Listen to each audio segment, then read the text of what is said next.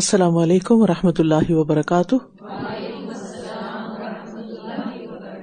نحمده ونصلی علی رسولہ الکریم، اما بعد فاعوذ باللہ من الشیطان الرجیم، بسم اللہ الرحمن الرحیم، رب اشرح لی صدری ویسر لی امری واحلل عقدۃ من لسانی یفقہوا قولی۔ شہر رمضان الذی انزل فیہ القرآن هدى للناس وبینات من الهدى والفرقان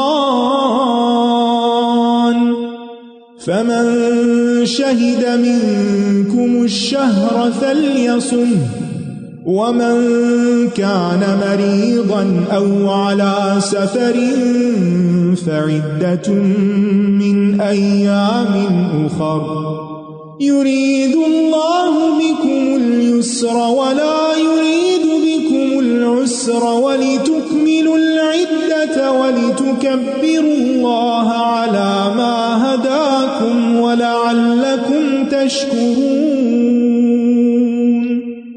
رمضان وہ مہینہ ہے جس میں قرآن نازل کیا گیا، جو لوگوں کے لیے سراسر ہدایت ہے، اور اس میں ہدایت اور حق و باطل میں فرق کرنے کے واضح دلائل ہیں۔ تو جو کوئی تم میں سے اس مہینے کو پائے اسے چاہیے کہ اس کے روزے رکھے، اور جو بیمار ہو یا سفر میں ہو تو دوسرے دنوں میں گنتی پوری کرے۔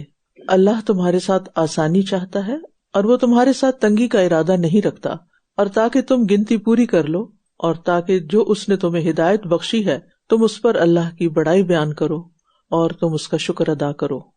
رمضان اسپیشل مہینہ جس میں ایک اسپیشل نائٹ ہے جسے لیلۃ القدر کہا جاتا ہے، وہ اسپیشل کیوں ہے؟ اس لیے کہ اس میں ایک اسپیشل کتاب بھیجی گئی، قرآن، جو آج ہمارے ہاتھوں میں ہے، جسے ہم سن سکتے ہیں، جسے ہم پڑھ سکتے ہیں، جسے ہم سمجھ سکتے ہیں، جو ہمارے لیے گائیڈ بک ہے، ہمارے لیے رہنمائی کا ذریعہ ہے۔ ہدایت پر ہے یا نہیں اس کے واضح دلائل بھی اسی کتاب میں ہے۔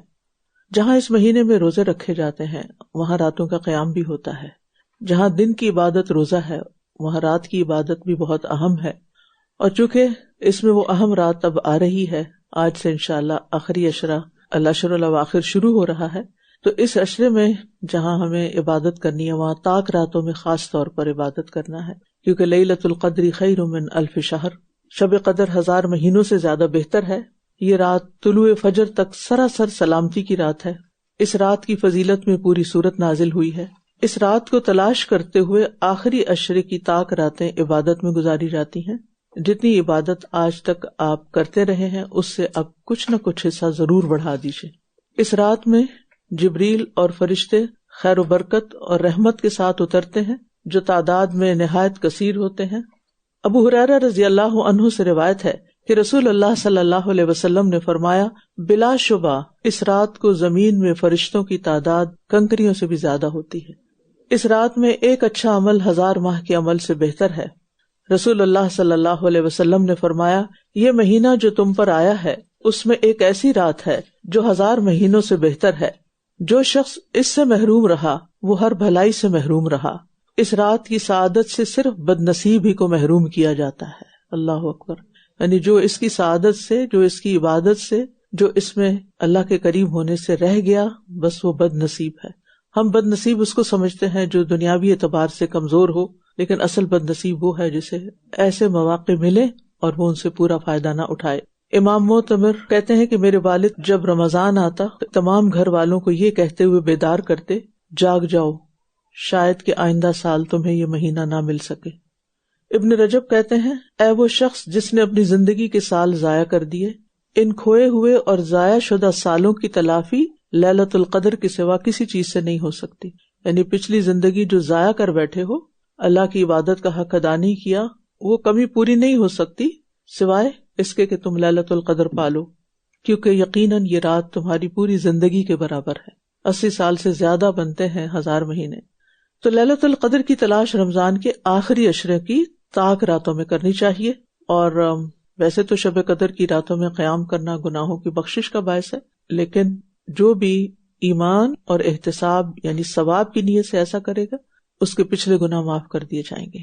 لہٰذا پوری توجہ سے عبادت کرنی چاہیے. عام طور پر لوگ مساجد وغیرہ میں چلے جاتے ہیں تاکہ ماحول ملے ان کو اور عبادت بہتر ہو سکے، لیکن افسوس کے ساتھ کہنا پڑتا ہے کہ وہاں جا کر بھی بعض اوقات اور خصوصاً خواتین کے پورشن میں چٹ چیٹ ختم نہیں ہوتی، اذان ہو رہی ہے، باتیں ہو رہی ہیں، حالانکہ اذان کا جواب دے کے دعا کریں تو دعا قبول ہوتی ہے. ہو سکتا ہے رحمتیں اور برکتیں برس رہی ہیں اور ہم آپس کی باتوں میں اور کپڑوں اور جیولری کی باتوں میں اور ادھر ادھر کی چیزوں میں مصروف ہوں، تو اس لیے زیادہ سے زیادہ خاموشی کے ساتھ اور توجہ کے ساتھ عبادت کریں. کسی بھی طرح کی گپ شپ اور خاص طور پر لڑائی جھگڑے سے تو بہت ہی پرہیز کیا جائے. پوری توجہ اپنے مقصد پر ہو کہ میں یہاں آئی کیوں ہوں، یعنی عبادت کی طرف ہو. اور اگر کوئی اور ایسا کچھ کر رہا ہے تو اس کو روکا جائے، یعنی انگلی کے اشارے سے ہونٹوں پہ ہاتھ رکھ کے چپ کرایا جائے، لیکن بول بول کے چپ نہ کرایا جائے کیونکہ اس سے ایک اور ہنگامہ شروع ہو جاتا ہے. اور اسی طرح ایسے بیگز، ایسے چیزیں، برتن وغیرہ یعنی کپ پلیٹیں وغیرہ نہیں لے کر جائیں گے جن کا شور ہو اور پھر وہ مسجد کے ادب میں خلل ڈالیں اور آپ وہ نہ کر سکیں جو کرنے کے لیے گئے ہیں. رسول اللہ صلی اللہ علیہ وسلم ایک دفعہ لوگوں کو شب قدر کے بارے میں بتانے کے لیے تشریف لا رہے تھے کہ دو مسلمان آپس میں جھگڑنے لگے، کسی بات پہ بحث ہو گئی.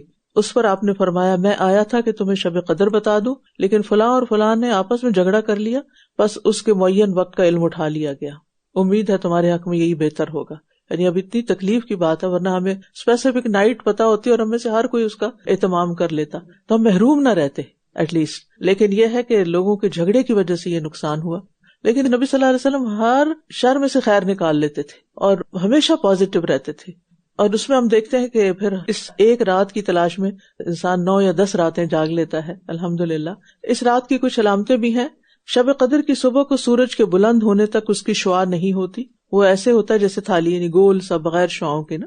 ابو ہریرہ کہتے ہیں کہ ہم نے رسول اللہ صلی اللہ علیہ وسلم کے پاس شب قدر کا ذکر کیا تو آپ نے فرمایا تم میں سے کون اسے یعنی شب قدر کو یاد رکھتا ہے؟ اس میں جب چاند نکلتا ہے تو ایسے ہوتا ہے جیسے بڑے تھال کا کنارہ، یعنی اس کی بھی کوئی شعاع وغیرہ نہیں ہوتی.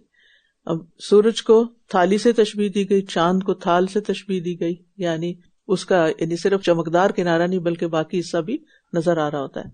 اسی طرح ایسی رات ہوتی ہے کہ جس میں سورج طلوع ہوتا ہے تو اس کی سرخی مدھم ہوتی ہے، یعنی لائٹر سائڈ پہ ہوتا ہے. حضرت زر سے روایت ہے کہ میں نے حضرت ابی ابن کعب کو یہ فرماتے ہوئے سنا. ان سے کہا گیا کہ عبداللہ بن مسعود فرماتے ہیں جو آدمی سارا سال قیام کرے وہ لیلۃ القدر کو پہنچ گیا. اس سارا سال ہی کوئی رات مس نہیں کرتا تو لیلۃ القدر بھی اس کی مس نہیں ہوگی. ابی فرمانے لگے اللہ کی قسم جس کے سوا کوئی معبود نہیں، وہ شب قدر رمضان میں ہے. وہ یقین کے ساتھ قسم کھاتے ہیں اللہ کی قسم بے شک میں جانتا ہوں وہ کون سی رات ہے. یہ وہی رات ہے جس میں اللہ کے رسول صلی اللہ علیہ وسلم نے ہمیں قیام کا حکم دیا. اس رات کی صبح 27 تاریخ تھی اور اس کی علامت یہ تھی کہ سورج طلوع ہوا تو اس کی سفیدی میں شعاع نہ تھی. تو اس لیے بہت سے لوگوں کا اس حدیث کی بنیاد پر رجحان ہے کہ 27ویں شب ہوتی ہے، لیکن نبی صلی اللہ علیہ وسلم نے خود اس کو اسپیسیفائی نہیں کیا. تو اب یہ ہے کہ ہم سب کی تمنا بھی ہونی چاہیے، دعا بھی ہونی چاہیے اور اس کے اندر عبادت کا اہتمام بھی کرنا چاہیے. اس کے لیے کچھ پلاننگ کر لیں، نفل پڑھنے ہیں، کتنے پڑھنے ہیں، یعنی تراویح کے علاوہ اگر کچھ پڑھنا ہے یا تلاوت ہے یا تسبیح ہے یا دعائیں ہیں، اذکار ہیں، اور دعاؤں میں کیا کیا دعائیں مانگنی ہے وہ ساری لکھ لی جائیں. اور اپنے ساتھ اپنے بچوں اور گھر والوں کو بھی عبادت میں شریک کریں. اور اگر خواتین کو پیریڈز آئے ہوئے ہیں تو وہ بھی بیٹھ کے تسبیح اور ذکر کر سکتی ہیں اور قرآن مجید کی تلاوت سن سکتی ہیں. یعنی بعض لوگوں کو ہوتا ہے کہ ہم پڑھ نہیں سکتے، اگرچہ دونوں اوپینین پائے جاتے ہیں. کچھ علماء کہتے ہیں پڑھ سکتے ہیں کیونکہ منع نہیں کیا گیا، کچھ کہتے ہیں کہ نہیں یہ چونکہ نماز نہیں پڑھ سکتے تو قرآن بھی نہیں پڑھے. تو بہرحال جس طرف بھی آپ کا دل راغب ہوتا ہے وہ کریں، لیکن اس کے ساتھ یہ ہے کہ اگر آپ کا دل نہیں مانتا تلاوت کو تو آپ تلاوت سننا شروع کر دیں. ہو سکتا ہے ساری رات میں آپ 10 سپارے سن جائیں جو باقی کبھی آپ نے نہ سنے ہوں. اور پھر یہ ہے کہ خاص دعا لیلۃ القدر کی جو نبی صلی اللہ علیہ وسلم نے حضرت عائشہ کو سکھائی تھی، اللہم انک عفو تحب العفو فاعف عنی. تو آپ وہ لکھ کے کہیں سامنے لگا چھوڑیں تاکہ وہ ذہن سے نکلے نہیں کہ اگر ہماری معافی ہو گئی تو سبھی کچھ مل گیا ہمیں، اگر ہم جہنم سے نجات پا گئے سمجھے کہ کامیابی حاصل ہو گئی. آج ہم انشاءاللہ سورۃ مریم ہی کو کنٹینیو کریں گے. تلاوت قرآن سنتے وقت اور قرآن پاک کو سمجھتے وقت اپنی نیت کی تجدید کر لیں اور اللہ تعالیٰ سے دعا کریں کہ اللہ تعالیٰ آپ مجھ سے راضی ہو جائیں اس قرآن کی برکت سے. جو میں یہ کام کر رہی ہوں، اس مجلس میں حاضر ہوئی ہوں، تیرا وعدہ ہے کہ اس کے بعد تو بخش دیتا ہے. اے اللہ تو ہم سب کو بخش دے اور ہم یہاں سے وہ سبق لے کر اٹھیں کہ جس سے ہماری زندگی میں تبدیلی آئے اور اللہ تعالیٰ ہمیں اپنے پسندیدہ بندوں میں شامل کر لے، اور اللہ تعالیٰ ہمارے دلوں کو بندوں کی غلامی سے نجات دیتے کہ ہم یہ سوچنا چھوڑ دیں کہ لوگ کیا کہتے ہیں اور لوگ میرے بارے میں کیا سوچتے ہیں۔ اللہ ہمیں لوگوں کے رویوں سے بے نیاز کر دے۔ سورت مریم، سورت مریم مکی سورت ہے، اس کی کل 98 آیات ہیں، ترتیب کے اعتبار سے 19 نمبر پر ہے، نزول کے اعتبار سے 44 نمبر پر ہے۔ اس سورت کا نام مریم ہے اور اس کے علاوہ کاف ہا یا عین صاد بھی جو سورت کے شروع میں آیا۔ سورت کا مقصد اللہ تعالیٰ کی رحمت کے مظاہر کو بیان کرنا ہے کہ اللہ کتنا مہربان ہے، جیسے نیک اولاد کا عطا ہونا، اور اللہ کی بہت سی رحمتیں آپ کو نظر آئیں گی جو اللہ نے اپنے خاص بندوں پر کی۔ اور یہ سورت کی خاص خصوصیت ہے کہ یہ ایک عورت کے نام پر ہے۔ النساء تو ہے ہی ساری عورتوں کے نام پر، لیکن یہ ود نیم ہے مریم، اور اس میں الرحمن کا لفظ 6 مرتبہ آیا ہے، اور یہ سورت کسی تمہید کے بغیر ڈائریکٹ شروع ہو جاتی ہے قصے سے۔ جعفر بن ابی طالب نے حبشہ کے بادشاہ نجاشی کے سامنے یہی سورت تلاوت کی تھی جس سے وہ اسلام لے آیا تھا۔ تو آپ اپنے کرسچن فرینڈز کو یہ سورت لازمی سنائیں، پڑھائیں، دیں۔ اس سے پتہ چلتا ہے کہ ہمارے دین کے اندر کتنی خوبصورتی اور وسعت ہے اور کیسے کیسے سوالوں کے جواب وہ دیتا ہے۔ بسم اللہ الرحمن الرحیم، کافہا یا عین صاد،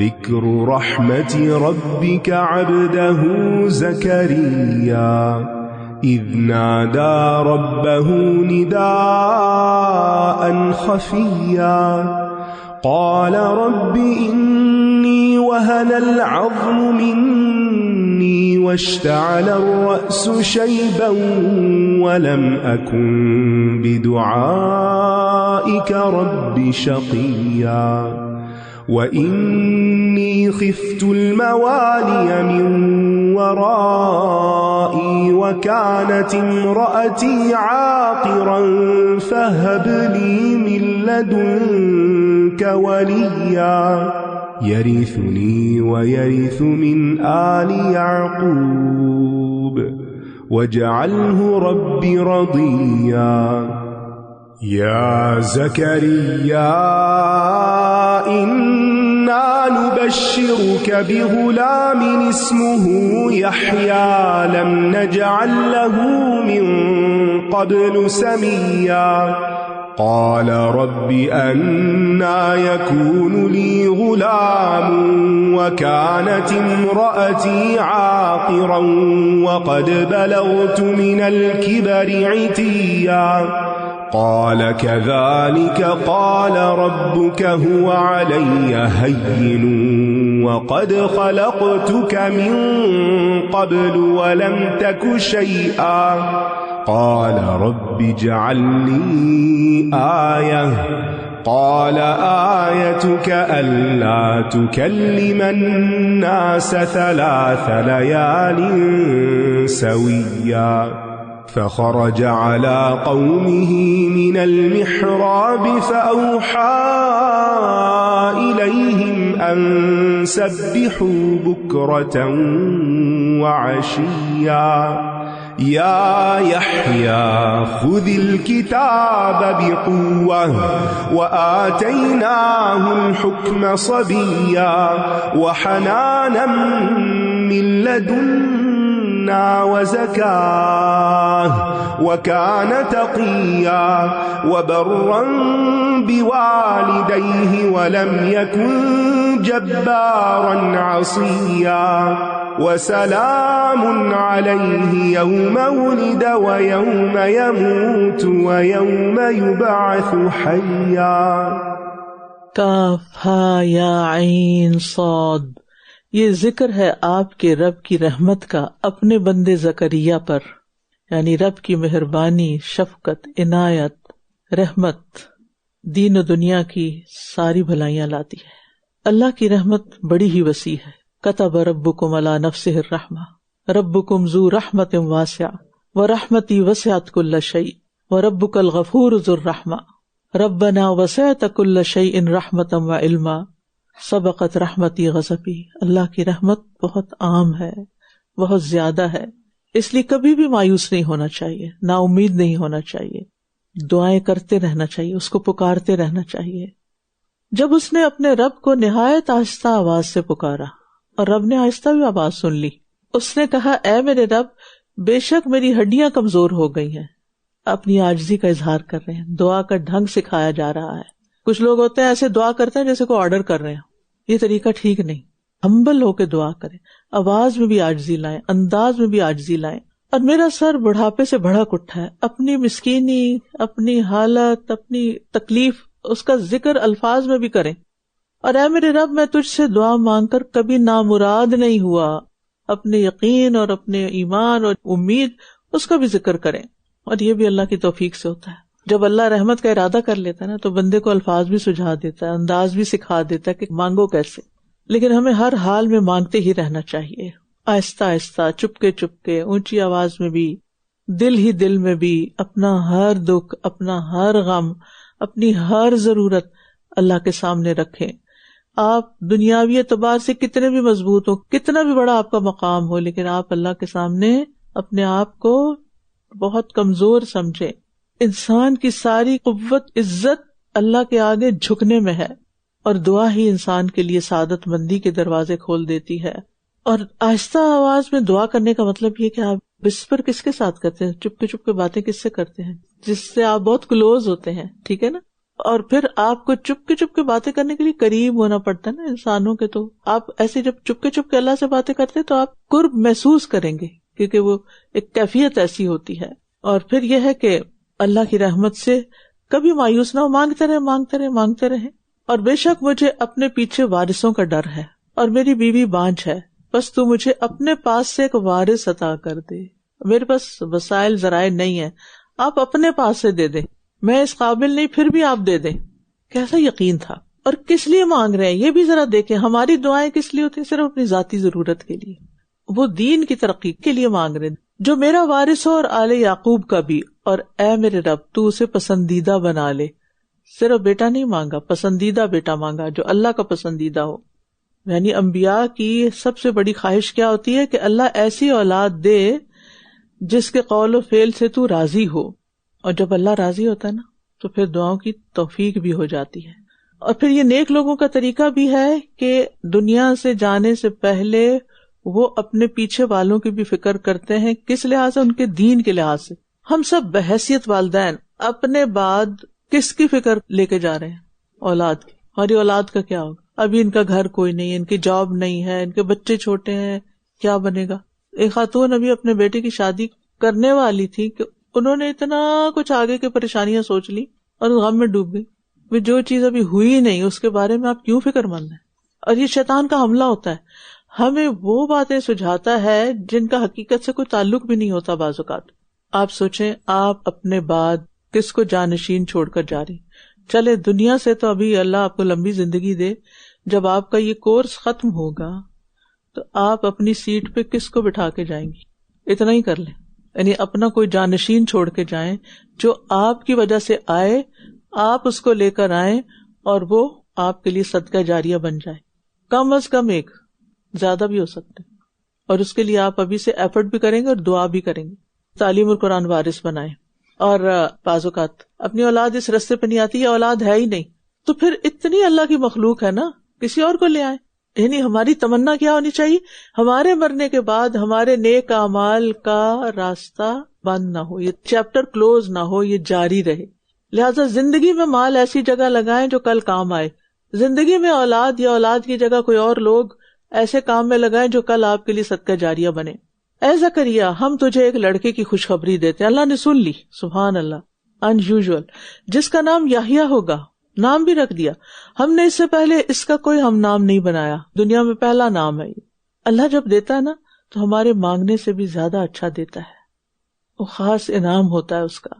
5 لوگ ایسے ہیں جن کے نام اللہ نے ان کی پیدائش سے پہلے بتا دیے. یاتی من بعد اسمہ احمد، نبی صلی اللہ علیہ وسلم کا نام.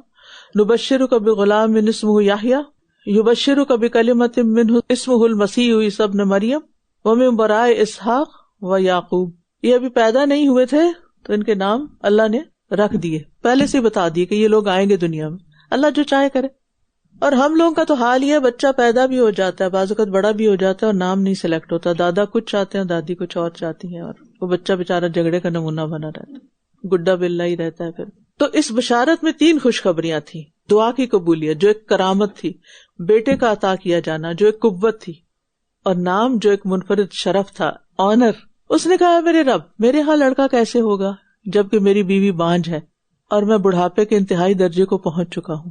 یہ اعتراض نہیں تھا، خود ہی تو مانگا تھا، کیونکہ جو چیز انہونی ہوتی ہے انسان کو یقین نہیں آتا کہ ہو گئی، یہ کیسے ہو گیا، بس مزید اطمینان کے لیے۔ جیسے ابراہیم علیہ السلام ایمان رکھتے تھے لیکن مزید یقین اور اطمینان کے لیے، وَلَٰكِن لِيَطْمَئِنَّ قَلْبِي، یہاں بھی وہی چیز ہے، لِيَطْمَئِنَّ قَلْبِي، یعنی انوکھی چیز مانگنے پہ تعجب نہیں تھا، جب خوشخبری ملی تو تعجب ہو گیا۔ کیا چیز ہے نا انسان، خود انسان کے اپنے اندر تضادات ہوتے ہیں، ہم ہی ہوتے ہیں ایک وقت میں کوئی ایک بات کر رہے ہوتے ہیں اور دوسرے وقت میں بالکل اس کے اپوزٹ کر رہے ہوتے ہیں، ہے کہ نہیں؟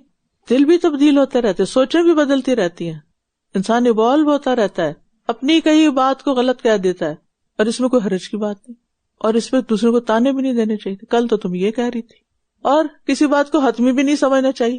بعض اوقات کوئی آ کے آپ کو ایسی پریشان کن خبر سناتا ہے نا، بالکل پریشان نہ ہو، یہ بدل بھی سکتا ہے، یہ ختم بھی ہو جائے گا، کوئی بات نہیں۔ ہم کیا کرتے ہیں، ادھر سنی پھر آگے پھیلانی بھی شروع کر دی، وہ جو نہیں بھی ہونا تھا نا، وہ سب کے کہنے سے اور باتیں کرنے سے شہر کا قصہ بننے سے ہو گیا۔ فرمایا اسی طرح تیرے رب نے فرمایا یہ مجھ پر بہت آسان ہے، اور میں نے اس سے پہلے تجھے پیدا کیا جبکہ تو کچھ بھی نہ تھا، تجھے پیدا کیا جب تو کچھ نہ تھا، تو اب کیا، یعنی اللہ کے لیے کچھ مشکل نہیں۔ لہٰذا ہم ہر ضرورت میں اپنے دل کو مسبب الاسباب کی طرف پھیر لیں، صرف اسباب کو نہ دیکھیں کہ اسباب کوئی نہیں ہے، وہ بن جائیں گے، وہ اللہ نے بنانے ہیں نا۔ اس نے کہا اے میرے رب میرے لیے کوئی نشانی مقرر فرما دے۔ فرمایا تیری نشانی یہ ہے کہ تو تندرست ہونے کے باوجود 3 راتوں تک لوگوں سے بات نہ کر سکے گا۔ خاموشی، خاموشی کی بھی بڑی طاقت ہوتی ہے، اور یہاں خاموشی ایک عجیب نشانی کے طور پہ بتائی جا رہی، اس سے پتہ چلتا ہے کہ خاموشی بڑی ویلیوبل چیز ہے، ہر وقت بولنا نہیں چاہیے، بولنے میں بڑی توانائی لگتی ہے اور بعض اوقات دوسروں کے کانوں پہ بڑا بوجھ پڑتا ہے، لیکن ہمیں خاموش رہنے کا فن نہیں آتا کہ کہاں خاموش رہنا ہے، کہاں بات کرنی ہے، کب خاموش رہنا ہے، کب بولنا ہے۔ تو کب خاموش رہنا ہے؟ جب آپ غصے میں ہو، جب آپ کے پاس کوئی دلیل نہ ہو، جب آپ نے کسی چیز کی تحقیق نہ کی ہو، جب آپ کے پاس ویکیبلری نہ ہو، جب ابھی آپ کے پاس سیکھنے کا وقت ہو، جب آپ کو کوئی جھوٹی بات مذاق کے طور پہ سوج رہی ہو، یا کوئی گناہ کی بات کرنے والے ہوں، یا ایسی بات جو آپ کے لیے شرمندگی کا باعث بنے، یا ایسی جگہ بات کرنا جہاں آپ کو مس انڈرسٹینڈ کیا جائے، غلط مفہوم لیا جائے، وہاں بھی خاموش رہیں جہاں لوگ اپنے کسی کام میں مشغول ہیں اور ابھی آپ کی بات نہیں سننا چاہتے، تو باتیں مت گوائیں، ہر جگہ نہیں بولیں، وہاں چپ رہیں جہاں کسی کی بے عزتی ہوتی ہو، وہاں چپ رہیں جہاں تعلق، رشتہ، دوستی ٹوٹنے کا اندیشہ ہو، جب آپ بلا وجہ کسی پہ تنقید کرنے لگے، جب بول کے پچھتانا پڑے، جب ایک بات کئی بار کہہ چکے ہوں اب نہیں کوئی سنتا تو پھر چپ رہیں، جب کسی کی خوشامد کو دل چاہ رہا ہو، جب آپ کے الفاظ کسی کے لیے ناگواری کا باعث ہو تو چپ رہیے۔ یاد رہیں گی بات، اگر یہ مجھے بھی اور آپ کو یاد رہے تو ہماری زندگی بڑی خوشگوار ہو جائے۔ یہ سب کچھ میں نے اپنے پاس سے نہیں کہا، میں نے کہیں پڑھا تھا، ٹھیک ہے، تو کہیں میرے نام سے منسوب نہ کریں۔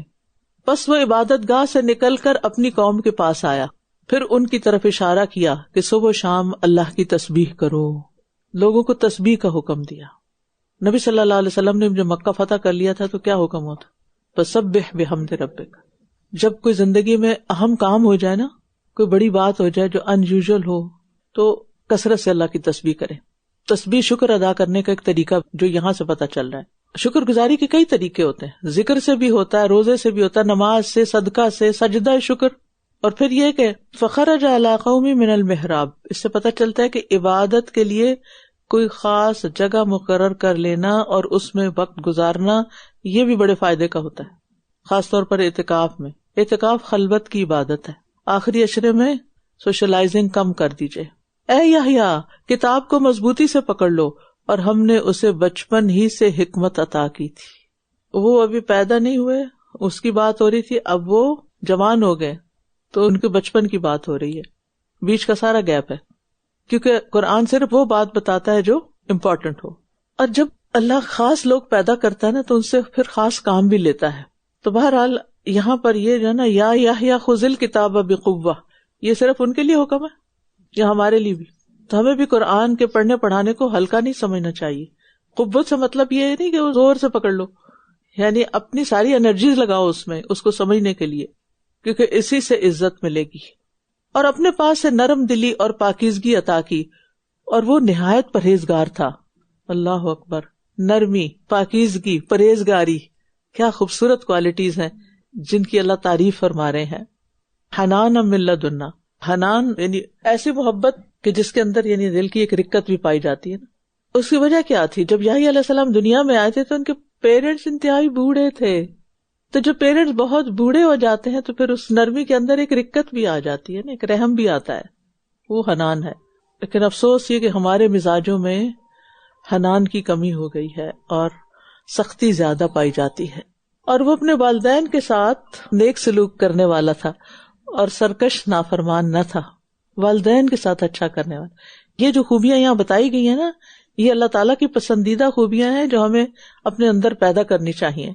जो वालिदैन का नेक और फर्माबरदार शख्स होता है ना, उसको बुरी मौत नहीं आती। जो रहम दिल बच्चे होते हैं वालिदैन के भी पसंदीदा होते हैं और अल्लाह के भी पसंदीदा होते हैं। और सलाम है उस पर जिस दिन वो पैदा हुआ और जिस दिन वो फौत होगा और जिस दिन वो दोबारा जिंदा करके उठाया जाएगा। इन 3 वक्तों में सलामती की बात की गई है, क्योंकि जब सलामती होती है ना तो फिर खौफ दूर हो जाते हैं। ये 3 औकात ऐसे हैं जिसमें बड़ी वहशत होती है। जब बच्चा दुनिया में आता है खुद सोचे कहाँ से निकल के कहाँ आ गया, किस अंधेरी कोठरी से इतनी बड़ी दुनिया में आ गया। वो वक्त उसके लिए वहशत का वक्त।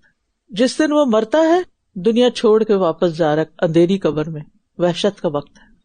और फिर अंधेरी कोठरी से दोबारा उठना क़यामत के दिन, वहशत का वक्त है। हम सबको भी मौत और क़यामत के दिन उठने की वहशत से पनाह मांगनी चाहिए, अल्लाह की मदद तलब करनी चाहिए। तो अल्लाह ताला ने याहिया अलैहिस्सलाम को इन 3 मौके पर इज्जत बख्शी और इनको सलामती अता की, उनकी वहशत दूर कर दी। अल्लाह हमारी भी दूर कर दे। واذكر في الكتاب مريم إذ انتبذت من أهلها مكانا شرقيا فاتخذت من دونهم حجابا فأرسلنا إليها روحنا فتمثل لها بشرا سويا قالت إني أعوذ بالرحمن منك إن كنت تقيا قال إنما أنا رسول ربك لأهب لك غلاما زكيا قالت أنى يكون لي غلام ولم يمسسني بشر ولم أك بغيا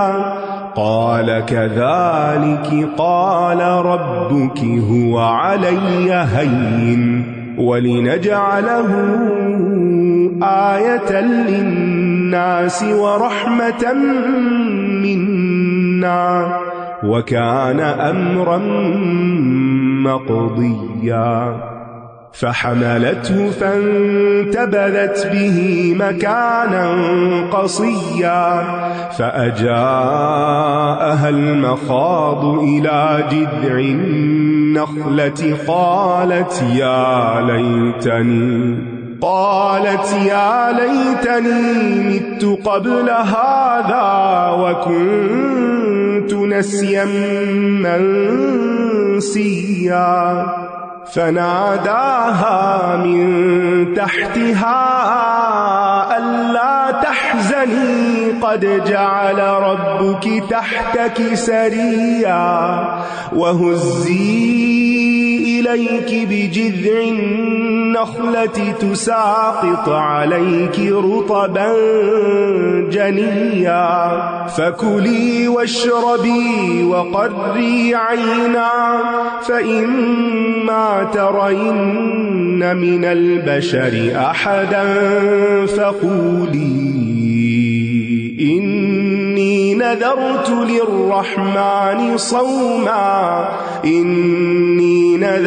للرحمن صوما فلن أكلم اليوم إنسيا فأتت به قومها تحمله قالوا يا مريم لقد جئت شيئا فريا يا أخت هارون ما كان أبوك امرأ سوء وما كانت أمك بغيا فأشارت إليه قالوا كيف نكلم من كان في المهد صبيا قال إني عبد الله آتاني الكتاب وجعلني نبيا وجعلني مباركا أينما كنت وأوصاني بالصلاة والزكاة ما دمت حيا وبرا بوالدتي ولم يجعلني جبارا شقيا والسلام علي يوم ولدت ويوم أموت ويوم أبعث حيا ذلك عيسى ابن مريم قول الحق الذي فيه يمترون ما كان لله أن يتخذ من ولد سبحانه إذا قضى أمرا فإنما يقول له كن فيكون وإن الله ربي وربكم فاعبدوه هذا صراط مستقيم فاختلف الأحزاب من بينهم فويل للذين كفروا من مشهد يوم عظيم أسمع بهم وأبصر يوم يأتوننا لكن الظالمون اليوم في ضلال مبين وأنذرهم يوم الحسرة إذ قضي الأمر وهم في غفلة وهم لا يؤمنون إنا نحن نرث الأرض ومن عليها وإلينا يرجعون. اور کتاب میں مریم کا ذکر کیجیے جب وہ اپنے گھر والوں سے الگ ہو کر مشرق کی طرف ایک مکان میں آ گئی. مردوں میں بہت سے کامل ہوئے لیکن عورتوں میں سے چند خواتین ہی کامل ہوئیں، جیسے حضرت آسیہ، حضرت مریم اور حضرت خدیجہ، حضرت فاطمہ. حضرت عائشہ کی فضیلت تو عورتوں پر ایسے ہے جیسے نبی صلی اللہ علیہ وسلم نے فرمایا سرید کی فضیلت تمام خانوں پر. مریم علیہ السلام بیت المقدس کے مشرقی جانب حجرے میں گوشہ نشین ہو کر اللہ کی عبادت کرتی، سارا سال ہی اعتکاف میں ہوتی تھی. ہمیں تو 10 دن جانا مشکل لگتا ہے، پھر مقام کا بھی تو ویسا ہی فرق ہے نا. اسی لیے نصارہ نے مشرق کو اپنا قبلہ بنا لیا. تو اللہ سبحانہ وتعالی کسی جنس کو نہیں دیکھتا کہ عورت ہے یا مرد، وہ کیا دیکھتا ہے؟ اس کا اخلاص اور عمل کیا ہے. اور اگر کسی کے اندر اخلاص ہو، اچھا عمل ہو، چاہے وہ عورت ہو، وہ بھی اللہ کی پسندیدہ ہو سکتی ہے. پھر اس نے ان کی طرف سے پردہ کر لیا تو ہم نے اس کی طرف اپنی روح یعنی فرشتے کو بھیجا تو اس نے اس کے سامنے ایک مکمل انسان کی صورت اختیار کر لی، یعنی مرد کی شکل میں آیا. تو پردہ کیوں کر لیا؟ عبادت کی غرض سے، تنہائی میں عبادت کرنے کے لیے، خلوت میں جیسے اعتکاف ہوتا ہے. ہمیں بھی کچھ نہ کچھ عبادت ایسی کرنی چاہیے جس کا کسی کو نہ پتا ہو، اور چھپ کر الگ سے. ٹھیک ہے آپ مسجد نہیں جا سکتے 10 دنوں میں، آپ کوئی ایک گوشہ مقرر کریں جہاں باتیں نہ ہوں، جہاں کوئی ٹی وی کی آواز یا موبائل آپ کے پاس نہ ہو. موبائل آپ نے ضرور جدا کرنا ہوگا، کیونکہ جب تک وہ جدا نہیں نا تو آپ تنہا نہیں ہے، یہ یاد رکھیے. اور پھر صرف اللہ کے ہو کے اللہ کو یاد کرے. وہ کہنے لگی میں تجھ سے رحمان کی پناہ مانگتی ہوں. جب مرد کو دیکھا اگر تو اللہ سے ڈرنے والا ہے. اب یہ خاص بات کی گئی یہاں کہ حالانکہ وہ فرشتے تھے لیکن مریم علیہ السلام کی حیا، کیونکہ بعد میں یہود نے ان پہ الزام لگایا تھا نا ان کی حیات تو ایسی تھی کہ وہ مرد کو دیکھتے ہی اس سے پیچھے ہٹ گئی. اور یہ بھی اللہ کی بڑی رحمت ہوتی ہے. اللہ تعالیٰ جب کسی خاتون پہ کرتا ہے تو اس کو پاکیزگی کردار عطا کرتا ہے. وہ نامحرم مردوں سے اس طرح بچتی ہے جیسے وہ کسی بہت بڑے شر سے بچ رہی ہو. وہ اپنی عزت و عصمت کی حفاظت کرتی ہے. اس نے کہا میں تو تیرے رب کا بھیجا ہوا ہوں، فرشتہ ہوں، تاکہ میں اس کے اذن سے تجھے ایک پاکیزہ لڑکا عطا کروں. وہ کہنے لگی میرے ہاں کوئی لڑکا کیسے ہوگا جبکہ مجھے کسی انسان نے چھوا تک نہیں اور نہ ہی میں کوئی بدکار عورت ہوں. زنا کے مقابلے میں جب مس آئے تو اس کا مطلب نکاح ہوتا ہی نہیں. میری شادی نہیں ہوئی، میرا بچہ کہاں سے ہوگا؟ اس نے کہا اسی طرح ہوگا. تیرے رب نے فرمایا ہے کہ یہ مجھ پر بہت آسان ہے، یعنی بن باپ کے بچہ پیدا کرنا، اور تاکہ ہم اسے یعنی اس خاص بچے کو لوگوں کے لیے ایک نشانی اور اپنی طرف سے ایک رحمت بنا دے. اور یہ کام طے شدہ، یہ ہو جائے گا، بس ڈن. اسباب سے کوئی کام ہو تو وہ بھی اللہ ہی کا اذن ہوتا ہے، اور اسباب کے بغیر وہ کچھ کرنا چاہے تو بھی اللہ کا اذن ہوتا ہے. کسی بھی چیز کا ہو جانا دراصل اللہ کا حکم ہوتا ہے. لہٰذا ہمیں صرف اسباب پہ بھروسہ نہیں کر لینا چاہیے، اس کی طرف رجوع کرنا چاہیے. پھر وہ اس سے حاملہ ہو گئی تو اسے لے کر ایک دور کے مقام پر چلی گئی، یعنی حضرت عیسیٰ علیہ السلام سے حاملہ ہو گئی. وہ ان کے پیٹ میں تھے. لوگوں کے طعنوں سے بچنے کے لیے دور چلی گئی. آپ لوگوں کی زبان نہیں بند کر سکتے، اپنے آپ کو ایک طرف کر لیں. اور پھر آپ دیکھیں کہ جب لوگ چھوڑ دیتے ہیں نا، یا آپ لوگوں کو چھوڑ دیتے ہیں کسی وجہ سے، تو اللہ نہیں چھوڑتا آپ کو، وہ آپ کے ساتھ ہوتا ہے. اور وہ تو دراصل بدنامی کے ڈر سے دور ہوئی تھی، لیکن اللہ نے اسی بیٹے کے سبب انہیں بلند مقام عطا کیا کہ عیسیٰ علیہ السلام کا نام بھی ان کے نام کے ساتھ آتا ہے، عیسیٰ ابن مریم. یعنی اس وقت جب وہ یہ سب پروسیجر سے گزر رہی تھی، وہ حمل اٹھایا، پھر وہ دور ہوئی، پھر ولادت ہوئی، کتنی پریشانی اور تکلیف کا موقع تھا ان کے، اور پھر لوگوں کی باتیں سنی. لیکن انجام آپ دیکھیں، رہتی دنیا تک اس قرآن کے اندر اتنی عزت سے نام. اللہ کے فیصلوں پہ ذرا صبر تو کر جائیں، دیکھیں تو صحیح آگے کیا ہوتا ہے. ہمیں صبر نہیں آتا، ہم کہتے ہیں بس یہ تو اب سب کچھ ختم ہو جائے گا، یہ چیز میری زندگی میں آ گئی ہے، بس اب تو میرے پاس جینے کا کوئی جواز نہیں رہا، میں کس لیے جیوں.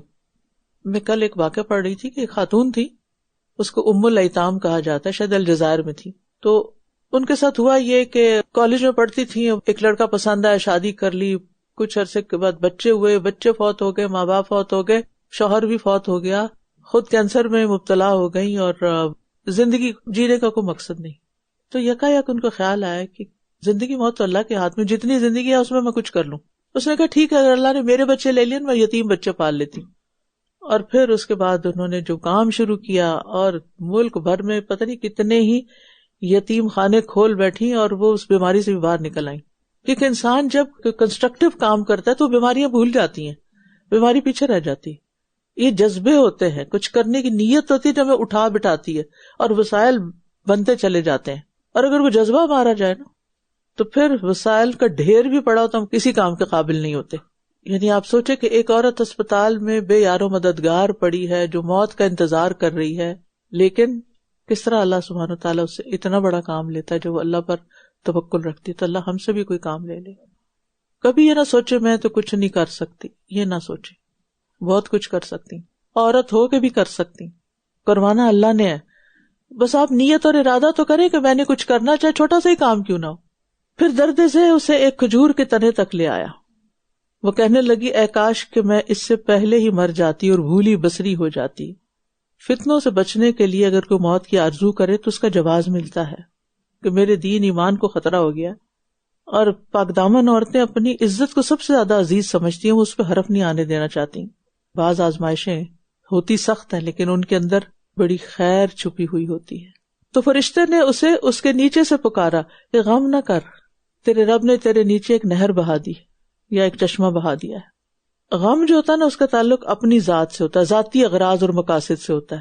اور حزن وہ ہوتا ہے جو اپنے اندر اعلیٰ تخلیقی صلاحیتیں رکھتا ہے، یہ ذاتی غرض کے لیے نہیں ہوتا.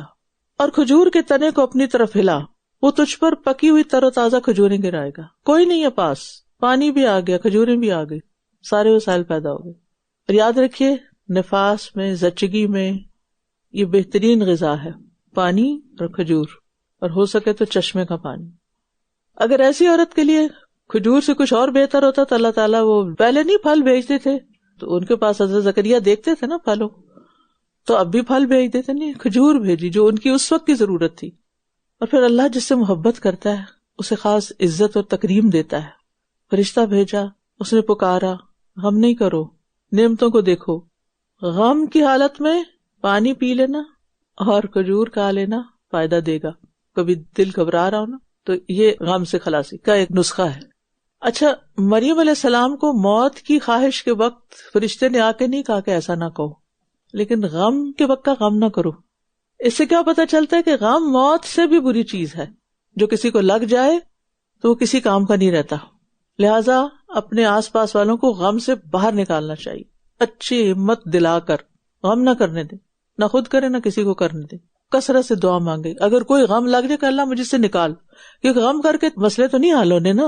آپ جتنا مرضی غم کر لیں اور کہیں کہ اب مسئلہ حل ہو جائے اس غم کرنے سے, تو نہیں ہوتا. اس لیے اس کا فائدہ کوئی نہیں. کسی بھی مسئلے کی جڑ تلاش کرنی چاہیے. اور عورتیں چونکہ زیادہ غمگین ہوتی ہیں تو اس لیے خاص طور پر آ کے کہا لا تحزنی, کیونکہ نازک آپ گنے ہوتے ہیں نا. اور پھر آپ دیکھیے کہ جب اللہ کی رحمت آ جاتی ہے نا تو برکتیں نازل ہو جاتی ہیں. رزق آتا ہے توکل اور اسباب اختیار کر کے. اسباب اختیار کرتے رہیں لیکن ساتھ اللہ پہ بھروسہ رکھیں, کیونکہ آسمان سے حضرت ایوب کی طرح سونے کے پتنگے نہیں اتریں گے, محنت کرنی پڑے گی. اور ان پہ جو اترے تھے تو اس کے پیچھے ان کا ایک طویل صبر تھا. بس کھا اور پی اور آنکھیں ٹھنڈی کر. پھر اگر تو کسی انسان کو دیکھے تو کہہ دینا میں نے تو رحمان کے لیے روزی کی نظر مانی ہے, چپ کر روزہ رکھ لینا.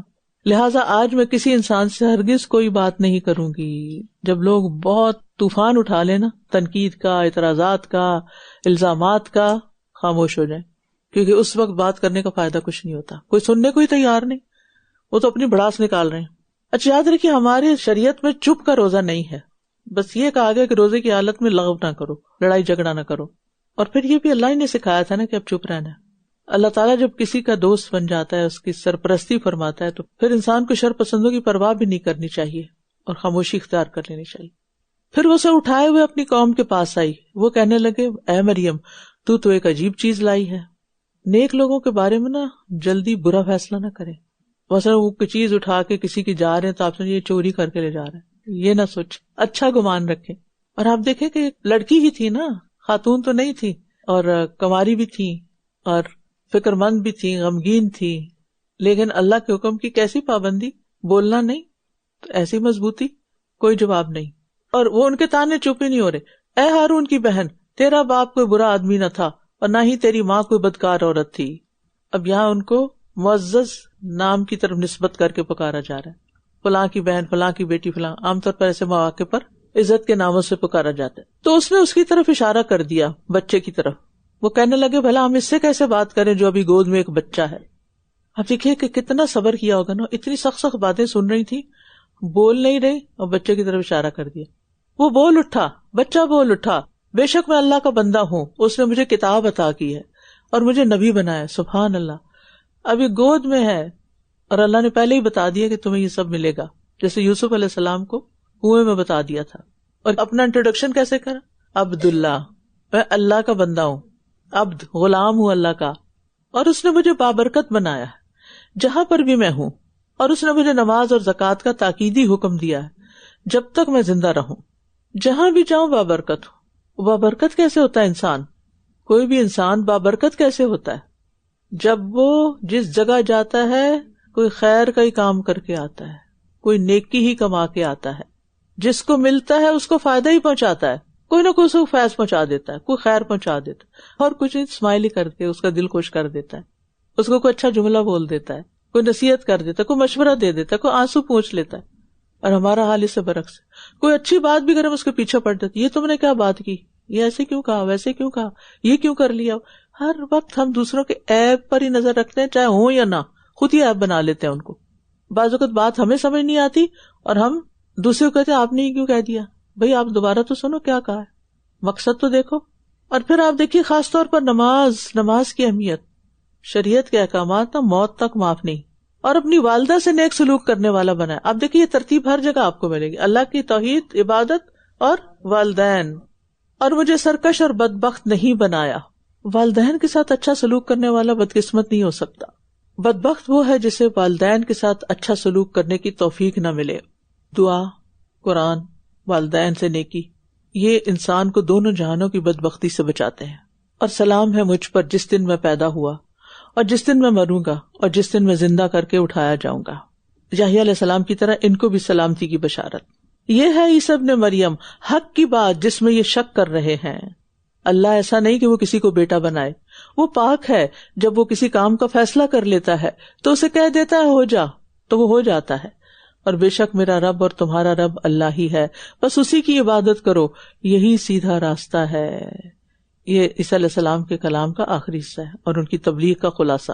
پھر یہ گروہ عیسیٰ علیہ السلام کے بارے میں آپس میں اختلاف کرنے لگے، تو جن لوگوں نے کفر کیا ان کے لیے ایک بڑے دن کی حاضری کے باعث ہلاکت ہے.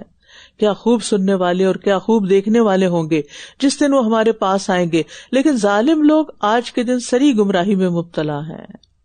ظالم وہ ہوتا ہے جو صرف اپنے آپ کو ہی دیکھتا ہے، صرف اپنی آواز سنتا ہے. بہت سے لوگ ایسے بھی ہوتے ہیں جنہیں کسی دلیل کی پرواہ نہیں ہوتی، اور انہیں حسرت کے دن سے ڈرائیے جب ہر معاملے کا فیصلہ کر دیا جائے گا، جبکہ آج یہ غفلت میں ہیں اور یہ ایمان نہیں لا رہے. اور یہ حسرت کا دن کون سا دن ہے؟ قیامت کا دن.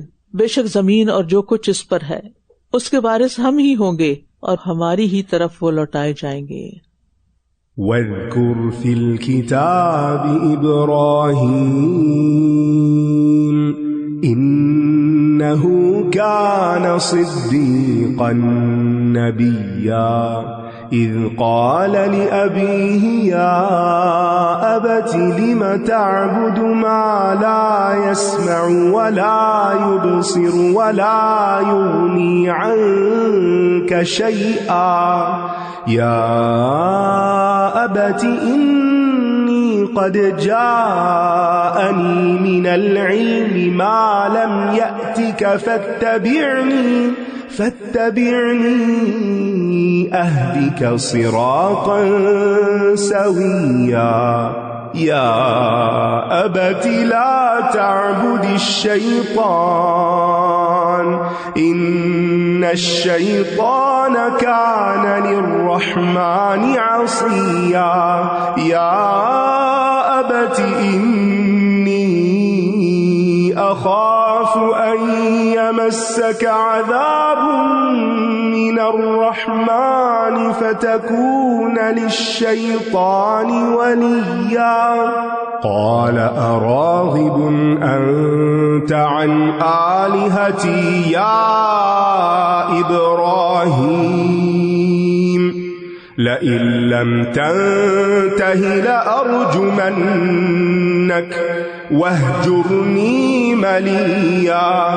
قَالَ سَلَامٌ عَلَيْكَ سَأَسْتَغْفِرُ لَكَ رَبِّي إِنَّهُ كَانَ بِي حَفِيًّا. وَأَعْتَزِلُكُمْ وَمَا تَدْعُونَ مِن دُونِ اللَّهِ وَأَدْعُو رَبِّي عَسَىٰ أَلَّا أَكُونَ بِدُعَاءِ رَبِّي شَقِيًّا.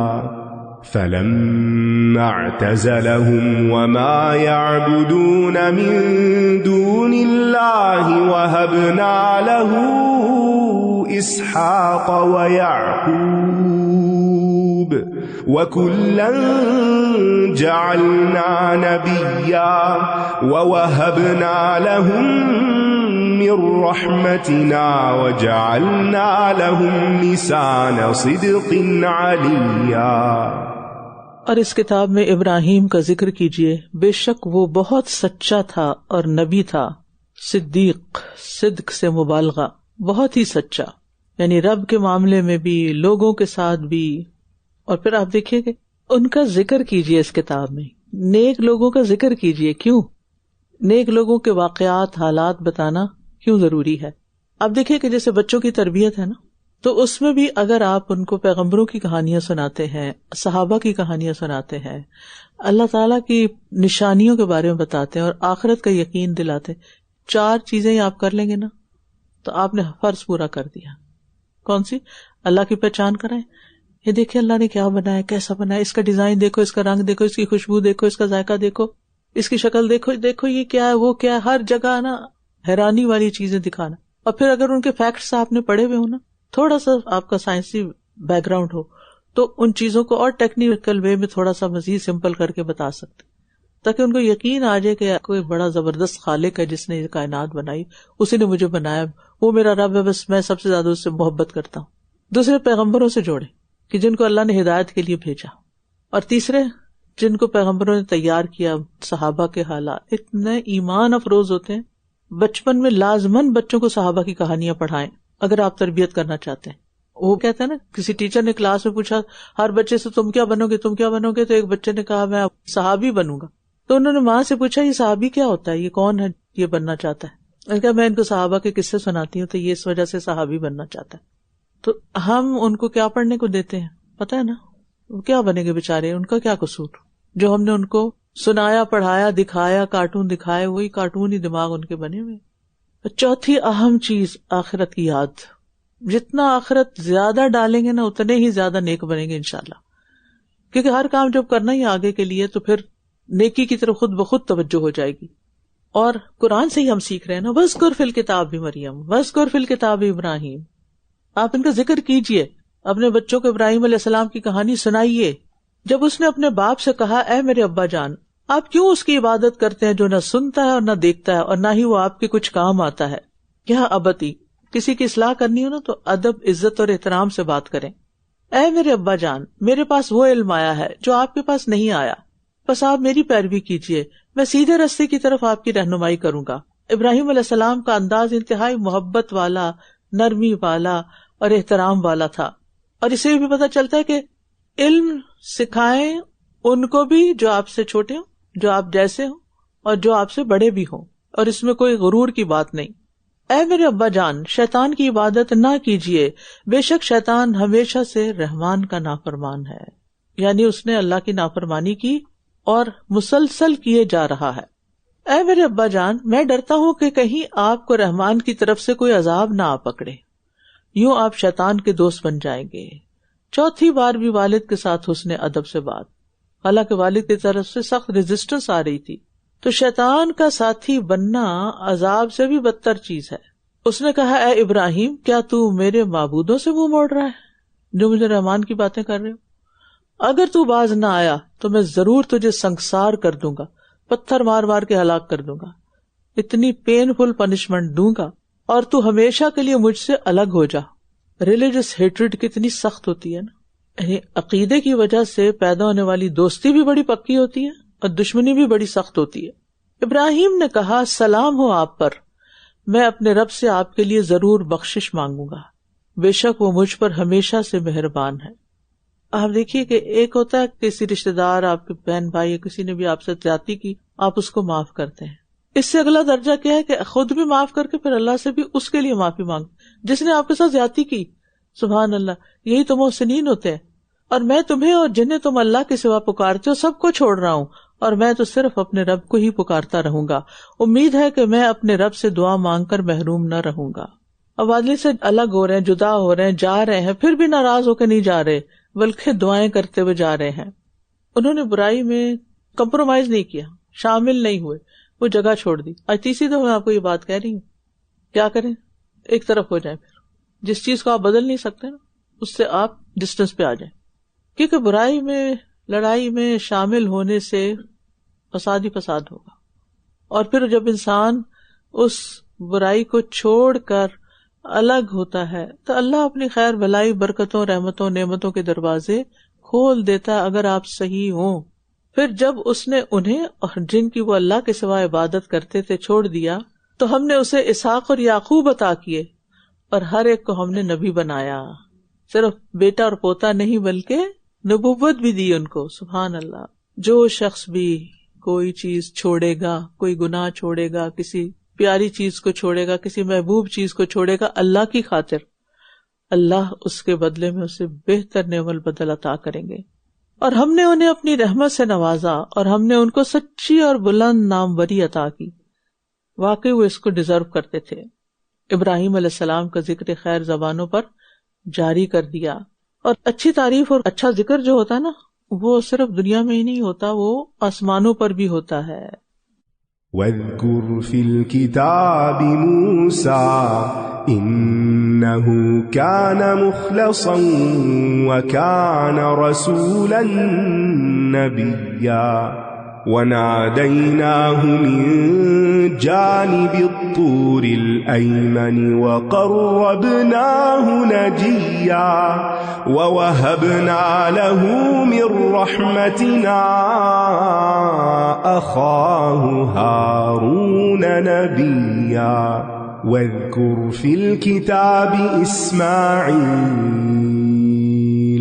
إنه كان صادق الوعد وكان رسولا نبيا وكان يأمر أهله بالصلاة والزكاة وكان عند ربه مرضيا واذكر في الكتاب إدريس إنه كان صديقا نبيا ورفعناه مكانا عليا أولئك الذين أنعم الله عليهم من النبيين من ذرية آدم وممن حملنا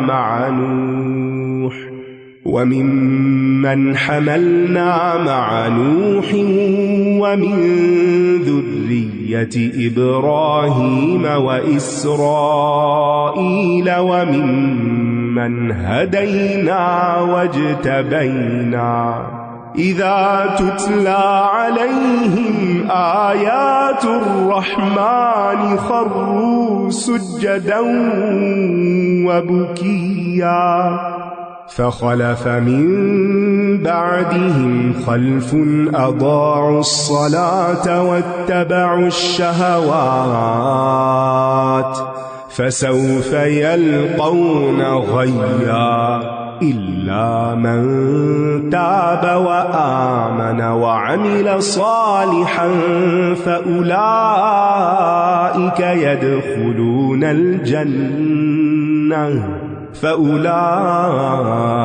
يدخلون الجنة ولا يظلمون شيئا جنات عدن التي وعد الرحمن عباده بالغيب إنه كان وعده مأتيا لا يسمعون فيها لغوا إلا سلاما ولهم رزقهم فيها بكرة وعشيا تلك الجنة التي نورث من عبادنا من كان تقيا وما نتنزل إلا بأمر ربك له ما بين أيدينا وما خلفنا وما بين ذلك وما كان ربك نسيا رب السماوات والأرض وما بينهما فاعبده واصطبر لعبادته هل تعلم له سميا। और इस किताब में मूसा का जिक्र कीजिए, बेशक वो चुना हुआ और ऐसा रसूल था जो नबी था। कुरान मजीद में अंबिया के वाकयात बयान हुए हैं, हमें उन पर गौर करना चाहिए। बच्चों की तरबियत में अंबिया के वाकयात, सहाबा के वाकयात, उनके कसस बहुत अहम रोल प्ले करते हैं। हमें अंबिया की सिफात, उनकी खूबियां और उन पर गुजरने वाले हालात का तफसीली इल्म होना चाहिए कि अल्लाह ताला ने बंदों की हिदायत के लिए जिन्हें मुकर्रर किया उन पर क्या गुजरी और फिर उनका रिएक्शन क्या था। आज हम सब जो अंबिया के मिशन को लेकर चल रहे हैं, हमें भी अपनी जिंदगियों में जब इस काम के करने में कोई रुकावट महसूस हो तो अपने लिए वहीं से इंस्पिरेशन लेनी चाहिए। अंबिया के वाकयात में हम सब के लिए एक रहनुमाई है और खास तौर पर अल्लाह ताला फरमाते कि उनका जिक्र कीजिए, यानी आप इनको सुनाइए, सहाबा को सुनाइए। और फिर आज हम कुरान पढ़ते हैं तो हमें भी अंबिया के वाकयात को और अंबिया के हालात को पढ़ना और सुनना और सुनाना भी चाहिए। اور ہم نے اسے طور کی دائیں جانب سے پکارا اور ہم نے اسے سرگوشی کے لیے قریب کر لیا. اس سے بڑا مقام کیا ہو سکتا ہے کہ اللہ سبحانہ تعالیٰ کسی سے براہ راست کلام کرے اور ایک راز کی بات کرنے کے لیے اپنے پاس بلائے، اپنا مقرب بنائے. ہم سرگوشیاں کس سے کرتے ہیں؟ جس سے ہم بہت کلوز ہوتے ہیں. تو اس سے اندازہ کریں کہ اللہ تعالیٰ کچھ بندوں کو کیسا آنر بخشتا ہے اور انہیں اپنا کتنا قرب نصیب کرتا ہے. تو وہ کیا خوبیاں تھیں ان میں کہ جس کی وجہ سے اللہ نے ان کو اپنا مقرب بنایا. ہمیں بھی اپنے اندر ایسی خوبیاں لانے کی ضرورت ہے. اور ہم نے اپنی رحمت سے اسے اس کا بھائی ہارون نبی بنا کر عطا کیا، مددگار کے طور پر. بڑے کام کے لیے تنہا سفر آسان نہیں ہوتا، مددگار سے انسان مشکل سے مشکل حالات میں ہمت باندھ کر آگے بڑھتا چلا جاتا ہے. اور اس کتاب میں اسماعیل کا ذکر کیجیے. بے شک وہ وعدے کا بہت سچا اور ایسا رسول تھا جو نبی تھا. یہ 5واں قصہ یا 5واں ذکر ہے اسماعیل علیہ السلام کا، جو ابراہیم علیہ السلام کے بیٹے تھے اور تمام اہل حجاز کے باپ تھے. یعنی مکہ میں آبادی وہاں ان سے شروع ہوئی. سب سے پہلے حضرت ہاجر اور اسماعیل علیہ السلام وہاں ہجرت کر کے گئے تھے اللہ کے حکم سے جب وہ دودھ پیتے تھے. پھر آگے وہاں ان سے نسل چلی. اسماعیل علیہ السلام کی خاص خوبی یہاں بتائی گئی ہے کہ وہ وعدے کے پکے تھے. کہا جاتا ہے کہ جب وہ کوئی وعدہ کرتے تو انشاءاللہ ضرور کہا کرتے تھے، جیسے ستجدنی انشاءاللہ من الصابرین انہوں نے اپنے والد سے کہا. اور پھر اس کے بعد بے دھڑک چھری کے نیچے لیٹ گئے. وعدہ پورا کرنا ایمان کی علامت ہے، کمٹمنٹ نبھانا ایمان کی علامت ہے. اور یہ اسماعیل علیہ السلام کا اعزاز ہے کہ اللہ نے ان کو رسول اور نبی بنایا. اس سے ان کے بلند مرتبے کا اظہار ہوتا ہے.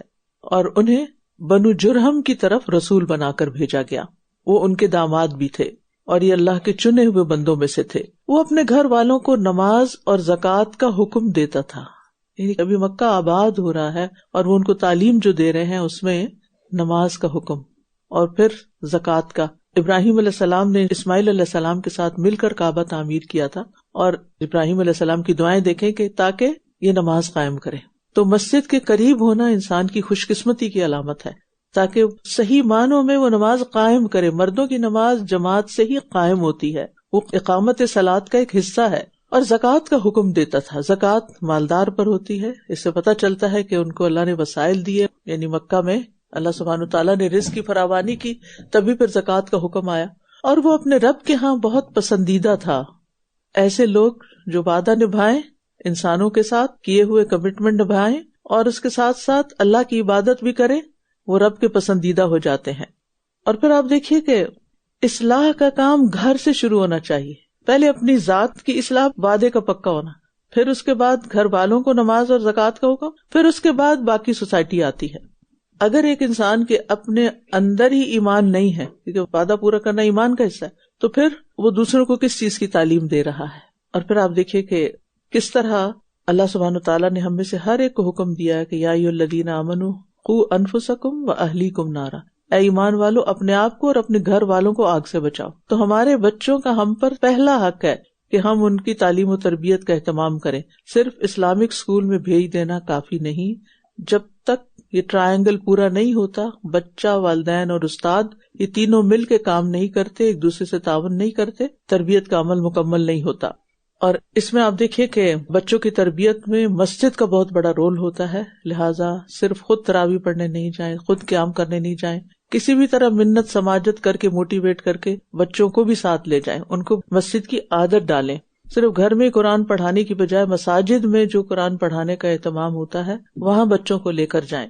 اور اس فرض کو صرف دوسروں کے سپرد نہ کریں بلکہ خود انجام دیں. اگر ہم بچے کو اسکول چھوڑ سکتے ہیں تو بچے کو مسجد بھی لے جا سکتے ہیں.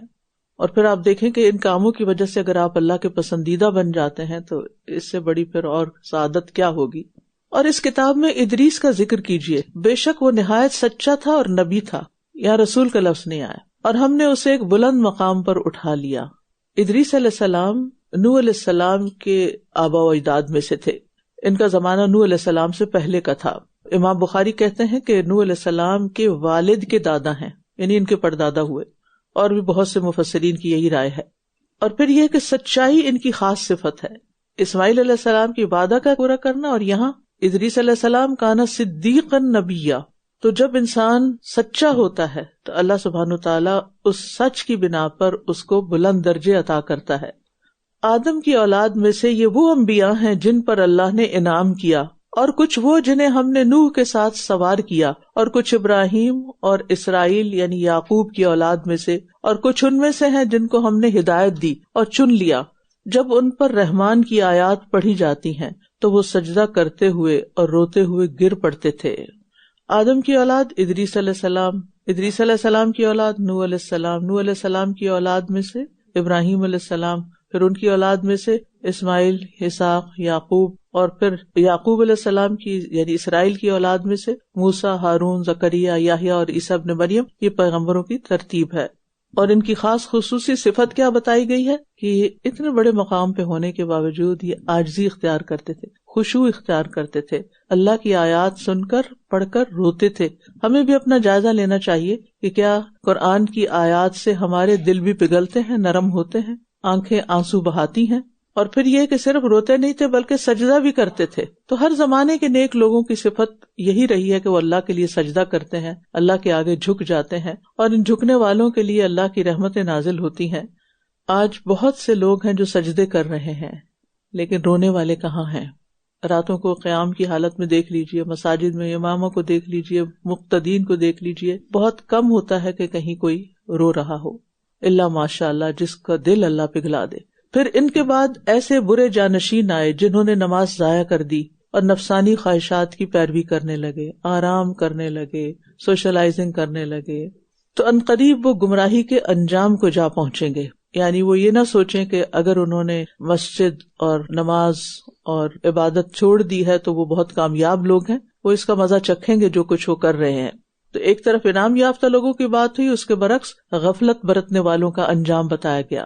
اور نماز ضائع کرنے کا مطلب کیا ہے؟ یا تو پڑھنا ہی نہیں، یا بے وقت پڑھنا، یا کبھی پڑھنا کبھی نہ پڑھنا، یا پھر پڑھتے ہوئے ریاکاری کرنا، یا بغیر کسی نیت اور شعور کے پڑھ لینا، جب جی چاہا پڑھ لی اور جب جی چاہا بغیر کسی عذر کے جمع کر لی، اور کبھی 4 پڑھی کبھی 5 پڑھی. تو یہ ساری صورتیں جو ہیں یہ نماز کو ضائع کرنے کی ہیں. تو جو بھی نماز ضائع کرتا ہے اس کا انجام بربادی کی سوا کچھ نہیں، کیونکہ یہاں پر واضح بتا دیا گیا. کیونکہ نمازیں ضائع کرنے والے خواہشات کی دلدل میں پھنس جاتے ہیں، اور جو خواہشات کی دلدل میں پھنس جائے پھر وہ گمراہی کے راستے پہ چل پڑتا ہے. کیونکہ نماز صبر کا تقاضا کرتی ہے نا، تو جس کے اندر صبر آ جاتا ہے، سیلف کنٹرول آ جاتا ہے، وہ خواہشات کو بھی قابو کر لیتا ہے.